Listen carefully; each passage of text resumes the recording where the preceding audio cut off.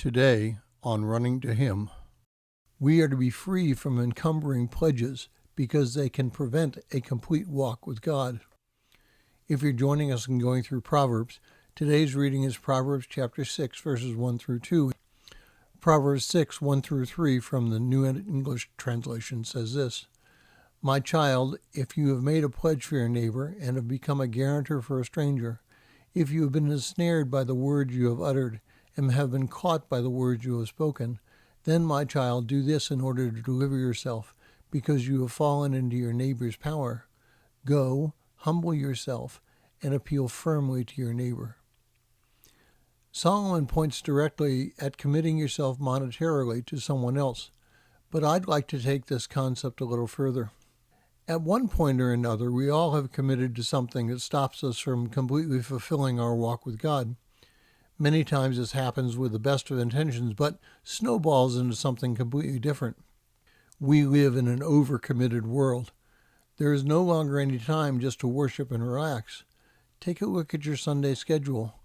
Many of us have a Sunday school class to attend, and then a service, back to the house for lunch, watch 2 or more football games, eat dinner, supervise the remaining homework which needs to be done, or do what needs to be done for Monday's work, and then off to bed. The day of rest has become a day full of activities. And our weekdays are no different. Between work, pet project, family matters, and general stuff, we prove that we can focus our lives on anything but our walk with Christ. I know I'm getting pushback from some, because even now in my mind I'm arguing that all this activity needs to be done. But realistically, do we have to do everything? Or can we slow down a little to worship Christ and pray? Now, it's hard to stop our commitments. I know several pastors and full-time Christian workers who refuse to answer their phones one day a week just so that they can have time to refresh.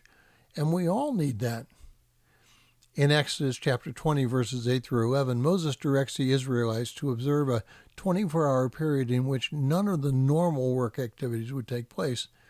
Jesus stated in Mark 2, 27 and 28 that the Sabbath was made for man and not the other way around.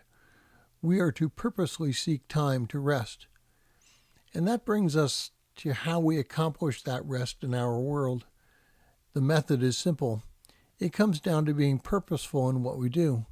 We need to decide that some of the things we do are just not necessary. We need to evaluate the purpose of our activities and see if they are accomplishing the goals that we have for our particular time of life.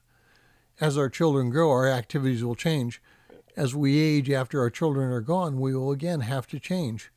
All of this takes planning, but through our planning, our walk with Christ will be greatly enhanced. Thank you for listening. We pray that today's devotion was meaningful to you. We would love to hear from you.